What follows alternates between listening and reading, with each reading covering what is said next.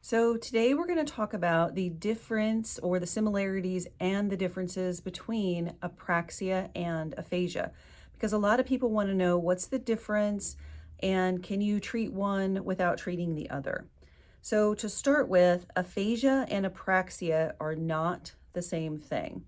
You can have aphasia and not have apraxia, but you can't have apraxia and not have aphasia. Now, there are some researchers who believe that this isn't true, or it can be somewhat controversial. For our purposes, we are going to stick with this. Aphasia can have apraxia or not have apraxia. Apraxia has to go with aphasia, and we'll talk a little bit about why that is. So, apraxia is a motor speech issue, whereas aphasia is a language disorder, a language issue. So when we talk about apraxia and motor speach means the way that you move your lips and turn your voice on or off, the way you move your tongue, the way you move your jaw. You have to coordinate all of these small pieces or small movements to be able to make a sound. So we're talking about motor speech to produce individual sounds. Then you have to put all those individual sounds together to form a word or sentences. So what that means is if you think about just making a k sound, that's an individual sound. There are certain movements that have to happen to make that work. Now, if I want to put movements together to be able to say like cat, I have to k-at. I have to sequence and coordinate a bunch of movements, not just for the individual sound, but for each sound that comes after. I have to do it quickly, I have to do it purposefully, and I have to do a lot of sequencing to pull that off to be able to understand, to be able to say something you understand as the word cat. So apraxia is also specific to trying to say something on purpose. So I'm trying to say the word cat. You'll see with apraxia that sometimes people have what's automatic speech. And automatic speech is something where you're not trying to say something specifically, it's just kind of you're not thinking about it in offhand. So you may know somebody who would say, oh no, automatically when they can't say that on purpose. Or something like, yeah, that happens when we're just having a conversation and they're not thinking about it. So apraxia affects speech sound production on purpose, and it has to do with a breakdown of the coordination of these movements to produce these individual sounds. Now, apraxia also has different profiles. For our intents and purposes today, that just kind of means lots of people can have what's called apraxia of speech, and it's going to look slightly different as far as what they can do, what's easier for them, what's harder for them, what's preserved, what's not preserved.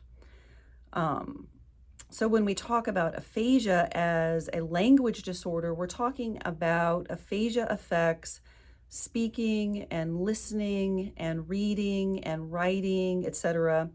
And there can be different types of aphasia, and there can be different severities of aphasia. So you can start with one type of aphasia and progress to another type of aphasia over time and with therapy. You can also start with a very severe aphasia and through time and therapy move to a more moderate or milder type of aphasia. So both aphasia and apraxia are caused by brain damage from a stroke or a brain injury to the left side of the brain.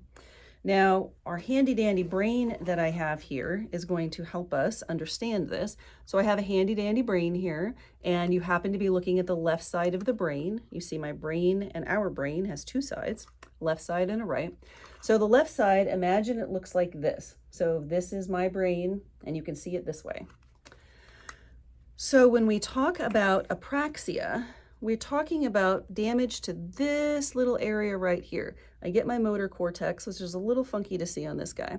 I get my motor cortex, and I go a little bit forward and a little bit down. So I got this small area here called Broca's area. And this is the guy that when it's damaged causes apraxia.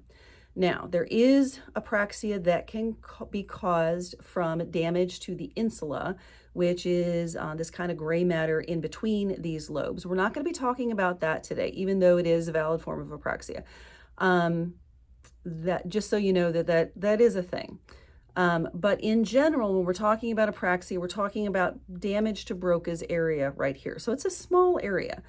When we're talking about aphasia, aphasia can affect just this area. It can be small and focal, where it only damages this area, or it only damages this area, or only damages this area, or it can take up, you can have what, like in global aphasia, where we have a large part of our brain that takes up the frontal and the back and the the temporal lobe area. So we can have a stroke that affects all of these, or we can have a stroke that affects a small part of this. So Broca's area, this little guy up here, damage there is going to cause some apraxia, but aphasia can be this area around it. It can be the whole area, and that's when we talk about things that can and can't be apraxia. Because of where Broca's area is located, I can have damage that's in this area, and then we've got apraxia and aphasia, right? But if I only have damage back here, or if I only have damage here and not here, it's not apraxia. It's something that many people mistake for apraxia, but it's not. And that's why treating it doesn't work if you're trying to treat apraxia when it's not apraxia. So just keep that in the back of your head. We'll talk about that later. So our handy dandy brain kind of shows us why there's a difference between these two. And so aphasia and apraxia can overlap because they're in both on the left side.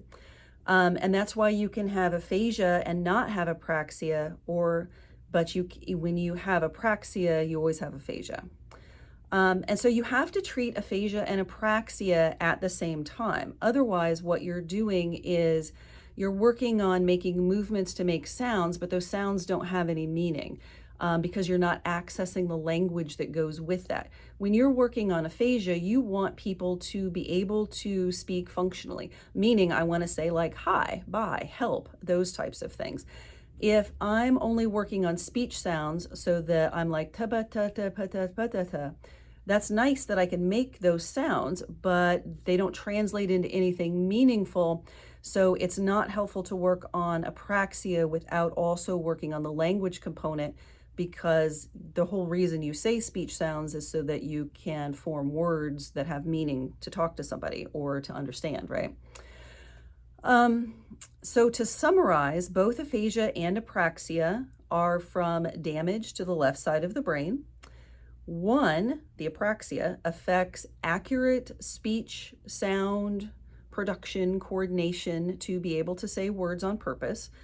The other, aphasia, affects language, retrieval, and understanding for reading, writing, speaking,